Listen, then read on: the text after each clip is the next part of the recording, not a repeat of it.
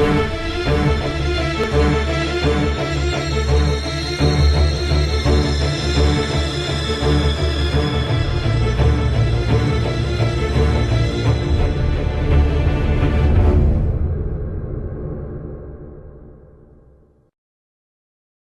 Facebook, Twitter, Peep This Out, it's your boy Ian K. And let me just tell you, if you guys see my face a little red right now, it is not just because of the sun.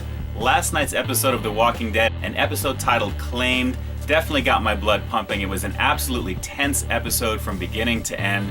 The whole slogan of fight the dead, fear the living has never been more evident. Last night was a clear example of how awesome this show can be. And it actually had nothing to do really with the walkers per se, but obviously we got to get into it real fast. So picking up with Carl and Michonne running out for supplies, getting a little bonding session between the two of them going there, obviously seeing they're growing closer.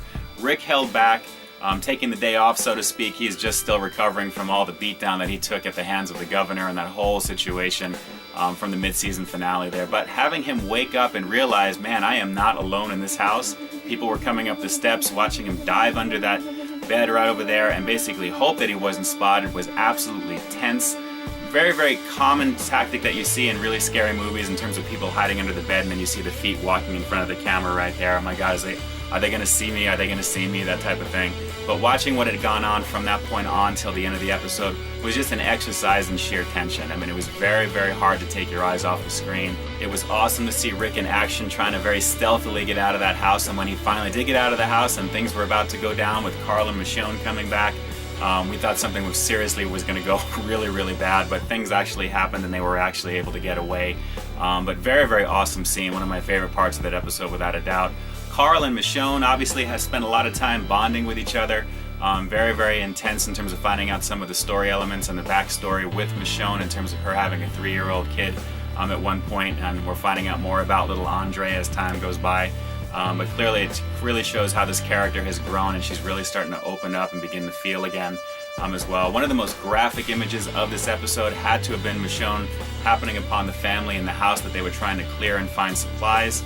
It was pretty obvious that there was obviously a murder in the room that she had walked into there. Kids were in their beds, and it turns out the guy that was sitting there with his head blown off looks like he did that to himself after he executed his family. That's what I got from that personally right there. He didn't want to see his family go the way that people always go on this show given the status of The Walking Dead, and took care of everything himself there. So very intense imagery, very little words spoken, but you can really just see that scene with the bodies laying in the beds and that guy sitting in the rocking chair, camera panning back, and you saw that he had blown his head off right there. Michonne coming out of the room telling Carl that, everything was fine, nothing was in there except the dog, things like that. So just really kind of trying to shield him at the same time.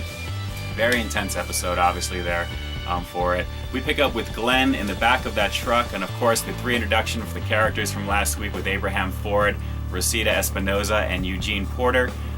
Really, really close. I was really surprised they followed closely that little storyline element of the comic book of them making their way up to Washington, D.C. to basically hook up with people that Eugene knows, that has some information on exactly what the classified information was. We have yet to find out, but apparently he's got info as to what happened and why this outbreak began in the first place there. But as the episode went, walkers show up. There's a certain scene where they actually have to stop the truck. Glenn gets out. He needs to get out of there. He wants to get Maggie. Abraham tells him that, Maggie's probably dead, that type of thing there. Glenn loses it. They get into a brawl. But during this time, walkers begin to show up, of course. And poor Eugene, I guess we learn that he's not very skilled with a machine gun. So in doing what he needed to do to those walkers, took out the gas tank of the truck that they were driving. So literally the truck was incapacitated. So everyone is making their way towards where Glenn is going to try and find where Maggie is at. So that's where we picked up with that. But overall, very, very nice story element in terms of how that went there as well. It was really great to see the characters interact the way that they did. Little shades of foreshadowing of things coming up there. The very end of the episode, ending off with Rick and Michonne and Carl coming across a train car, banner along the side that says for Sanctuary, when you arrive, you survive. So that's that whole theme coming out there with that radio transmission from early on in the season. Everyone seems to be making their way up to Terminus and to Sanctuary there, so they're really setting up the last few episodes of the season to kind of focus on everyone kind of hooking up. You can kind of see it already with that there. But what's going to happen from this point? Will the Hunters be introduced before the end of the season? Are they going to be in this season at all? you guys know exactly who the hunters are in terms of how they relate in the comic book version, definitely drop those comments below. I'm very curious to hear what you have to say.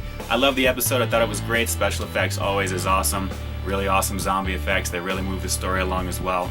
But tension, tension, tension. This is the episode to watch if you're looking for a nail biter. It was amazing to watch Rick in action, trying to get out of that house. I'm definitely going to rewatch that. Very well done overall. Guys, sound off time. I love getting the comments from you guys. I love answering just about each and every one of you guys whenever I possibly can. So drop those comments down below. Let me know what you thought of the most recent episode of The Walking Dead titled Claimed. Was it up to snuff with everything that you've been expecting of this season so far? What exactly did you expect of it compared to the introduction of those three major characters? Are they living up to the expectations?